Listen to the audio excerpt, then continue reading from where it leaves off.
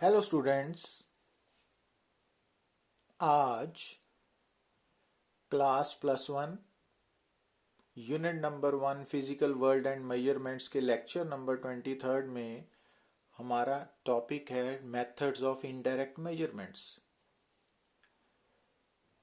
पर सबसे पहले हम बात करेंगे, क्योंकि जो प्रीवियस लेक्चर्स उसमें हमने यूजेस ऑफ डायमेंशनल एनालिसिस को डिस्कस किया था,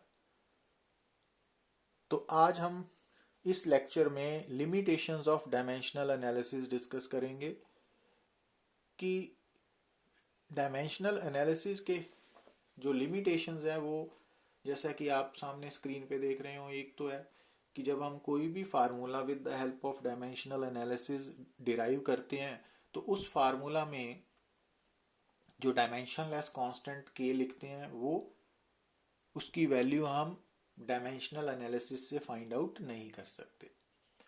दूसरी कि अगर आपके किसी भी गिवन स्टेटमेंट में कोई भी जो क्वांटिटी है वो मोर देन 3 फिजिकल क्वांटिटीज पे डिपेंड करती है, तो वो उस फार्मूला को हम with the help of dimensional analysis derive नहीं कर सकते, और ना ही हम उन फार्मूलाज को डिराइव कर सकते हैं with the help of dimensional analysis जिन फार्मूलाज में trigonometric terms, exponential terms, log terms involve होती हैं, जैसा कि आप थर्ड पॉइंट में देख रहे हो। और फोर्थ पॉइंट में भी जो फार्मूलाज हमें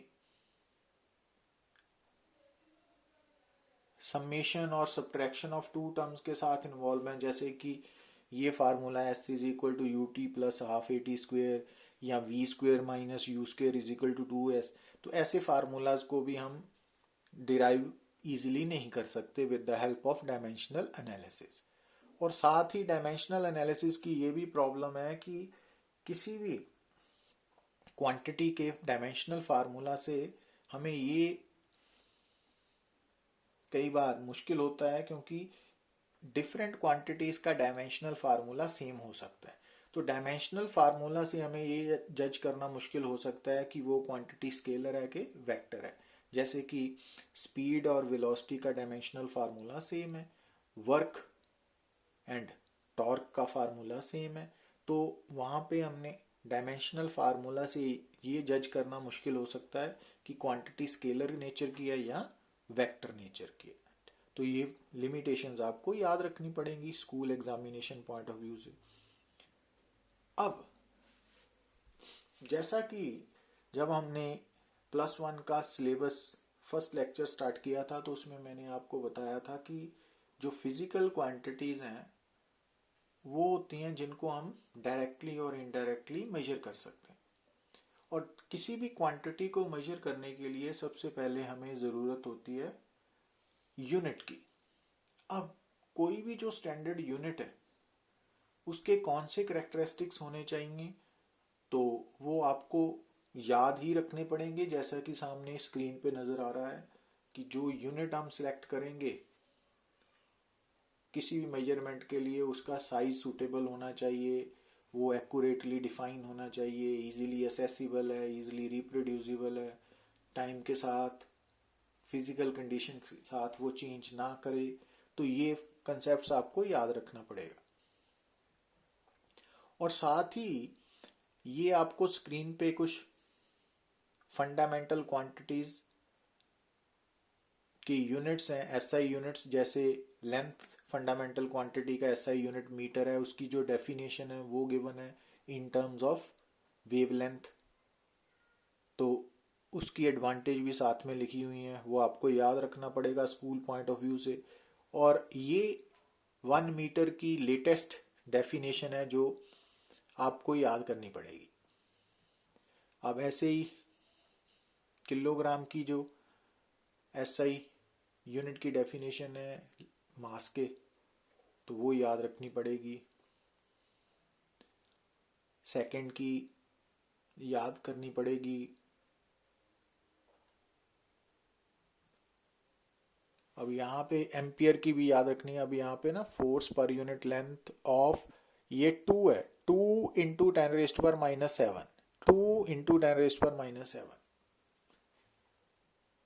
ये केल्विन की है टेम्परेचर, कैंडेला की ल्यूमिनस इंटेंसिटी का एसआई यूनिट है, मोल।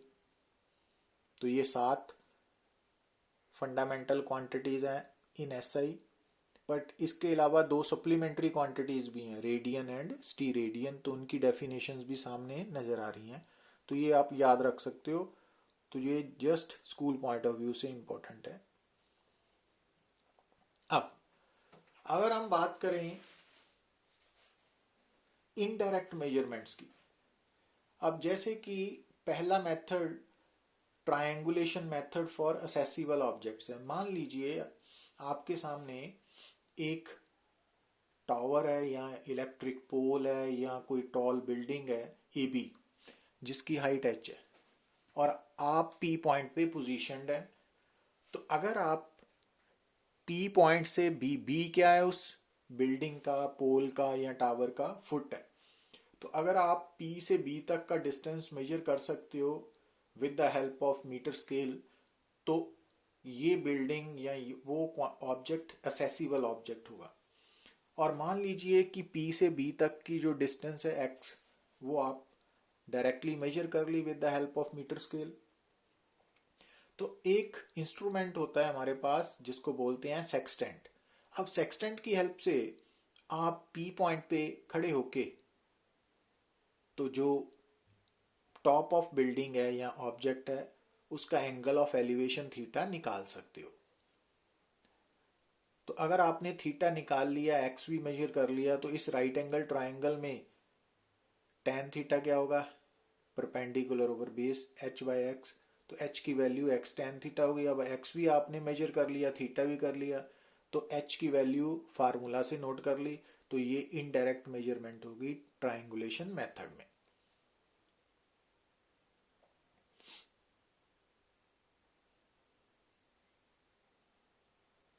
अब triangulation method for inaccessible object कैसे यूज करोगे आप, कि मान लीजिए जिस टावर की ऑब्जेक्ट की हाइट को मेजर करना है ए बी, तो आप जहां पे खड़े हो, मान लो पी पॉइंट पे खड़े हो, वहां से आप बी तक का डिस्टेंस मेजर नहीं कर सकते।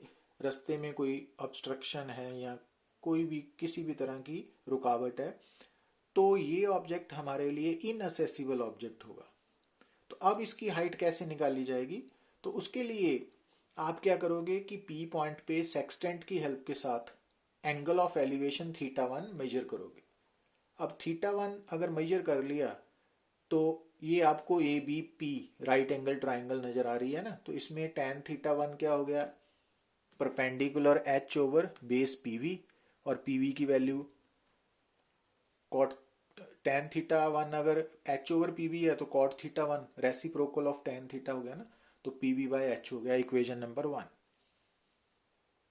अब आप क्या करोगे, जिस पॉइंट पे खड़े हो उस पॉइंट से आप आगे या पीछे की तरफ मूव करोगे। तो जैसा कि यहाँ पे हमने शो किया कि हम पहले P पे खड़े थे, अब पीछे की तरफ गए, Q पे पहुंच गए, और P से Q तक का डिस्टेंस X जो है मान लो, वो हम मेजर कर पाए with the help of metre scale. ठीक है। अब Q पे खड़े होके अगेन आप क्या करोगे, जो A पॉइंट है ना उसका एंगल ऑफ एलिवेशन नोट करोगे θ2 with the help of sextant. अब इस बड़ी ट्राइंगल में ABQ में, राइट एंगल ट्राइंगल में, tan θ2 क्या होगा, h ओवर क्यू बी, तो cot θ2 क्या हो गया, Q B by H, equation number 2। तो अब क्या करना है आपने, इक्वेशन नंबर 2 से इक्वेशन नंबर 1 को सब्ट्रैक्ट कर देना है ना। इक्वेशन नंबर 1 है, ये 2 है, तो 2 से 1 को सब्ट्रैक्ट किया तो cot θ2 माइनस cot θ1 क्या हो गया, Q B by H minus P B by H, H base Q B minus P B. अब Q B minus P B से मीन्स ये डिफरेंस x आ गया ना। अब x आपको नोन है, θ1 θ2 भी नोन है, तो h निकल आएगा, h कैन बी कैलकुलेटेड। तो इस तरह हम इनअसेसिबल ऑब्जेक्ट का हाइट निकाल सकते हैं बाय ट्राइंगुलेशन मेथड। तो ट्राइंगुलेशन मेथड से आप accessible and inaccessible both objects की हाइट फाइंड आउट कर सकते हो। अब आगे हम नेक्स्ट लेक्चर में और कुछ मेथड्स के बारे में डिस्कस करेंगे। Thank you.